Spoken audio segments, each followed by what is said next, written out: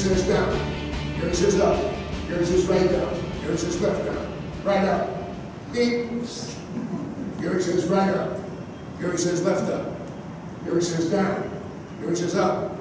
Down. Beep. Oh, you guys are easy today. Gary says. He has a passion. He certainly does, yeah. I sometimes kid around. He's like a man with his hair on fire. It's like, get out of his way, because he's getting stuff done.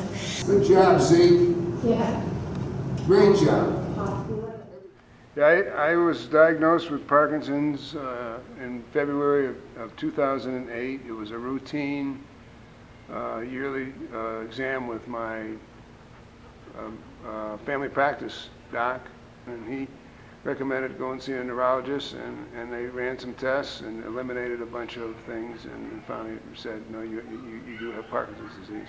So there was a group at the Boulder YMCA, a group of people who were in the same Parkinson's support group with me. They were members of the YMCA. It was a total of 5 or 6 people. And they contacted me because they heard that I had had some success with exercising. And so I met with them, and they asked me if I would teach the class, which overwhelmed me because I had never taught an exercise class, but I agreed to do it. But what happened was, since I was going to do this, I said I better get some help. So I went to the Parkinson's Wellness Recovery Center in Tucson. It was led by Dr. Becky Farley, who's the leader in exercises for Parkinson's. I spent several days with her, and then I took a couple of her classes. And I was then confident enough to start teaching the class.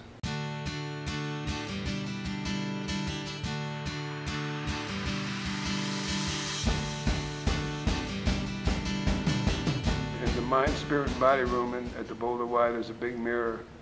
And I look into that mirror, and every week I'm stunned to see how their steps are higher. They're doing more reps. They're taking bigger steps. Believe that with Parkinson's, you didn't want people to exercise, and if you did, don't push them. But we now know that you've got to crack a sweat. One of the reasons for the success in the Boulder YMCA boot camp has been we raised the bar continuously. I've told the people as we're getting ready, we're going to do more reps, or we're going to go to another type of exercise that's harder, and they've responded, and as they respond to raising the bar, they get better. Well, first of all, I couldn't believe he was as old as he is. And I went and checked him on the web, and he is as old as he says he is. But he's a very motivated person. And he's done it himself, so he knows it can be done. And he's just very inclusive. He makes sure that everyone feels at home and comfortable. Coming to the class at the Y, it's like a sanctuary. They're all in the same room, and we use loud voices because our vocal cords are muscles, and we have to exercise those as well. So the camaraderie became very, very special. It's challenging for teachers to strike this harmony of drill sergeant and yet compassion, and he does that really well. He brings it every single time, and I think that's also made a difference to the people who take the class. You know, when they see someone who has Parkinson's leading the class, they think, well, heck, I can show up and do the best I can, sure. You know, coming to the boot camp and being around people who have had Parkinson's even longer, or who are more debilitated, you know, by it, it just, I don't know, it makes a difference to come to class for my mental health.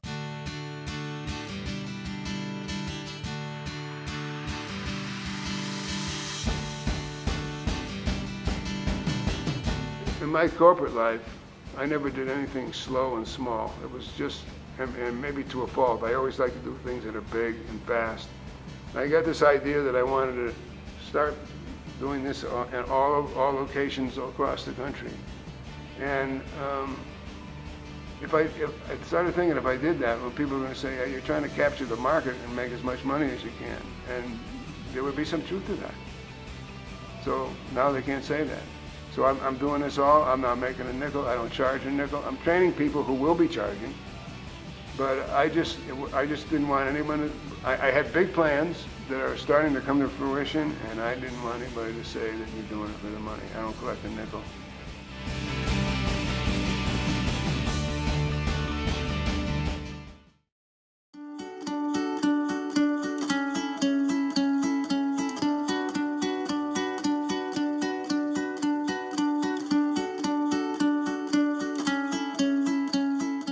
I started in high school, junior high school. I was editor of the University Hill mimeograph paper, and then was co-editor of the Owl at Boulder High, and just went on. It was different every day. Meeting people like Dick Thornton and Sally, and going out and interviewing people, and then I became a photographer, so I was taking pictures as well. And then in 1960 I became editor of the camera, succeeding my grandfather and father in that job. Well, Dick came into my office one day and introduced himself. Said he was here to reestablish the YMCA. So I gave Dick a lot of publicity and moved along, and we became very good friends. I miss him. So anyway, I miss a lot of people.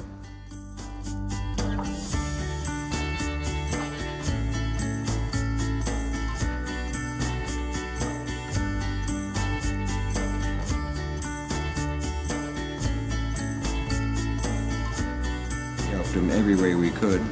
We were very interested in building up Boulder, and anything like the AY that would be help make it a better place to live. So we promoted anything like that we thought was worthwhile. Well, I thought we needed something like that. Needed a place for young people to work out and for older people to work out, because there was no really gyms. There were no gyms then, no spas and that kind of thing. We have a very complex operation here to keep people healthy, but in those days there was nothing like that. So we had to get going and get things going and get a building eventually. Well, the only time I ever participated in a game at the Y was with Dick Thornton and Bill Arnold Jr. and someone else in a game of handball that I'd never played handball before, and I have not played handball since. But we had a great morning that day, and I learned how to play handball. My children both love handball and racquetball, but I was not very athletic. My two sons were growing up, and we got involved in YMCA Indian Guides. Used to go up to Estes Park with those kids. Had a whole group of kids went up there in those days. It was a lot of fun. It was mostly just talking, letting the kids talk. We had a talking stick, a long pole that they had to hold while they talked, so they wouldn't all talk at once. Every year he's been willing to give a donation of whatever he can to be a supporter of the Y. And there's other organizations, but because he's seen so many changes in Boulder, he realizes that we need a stable force and a place that has values and a place that stands for what a lot of people believe in. Well, I think it's important for the local newspaper to be supportive of everything that's good for the community.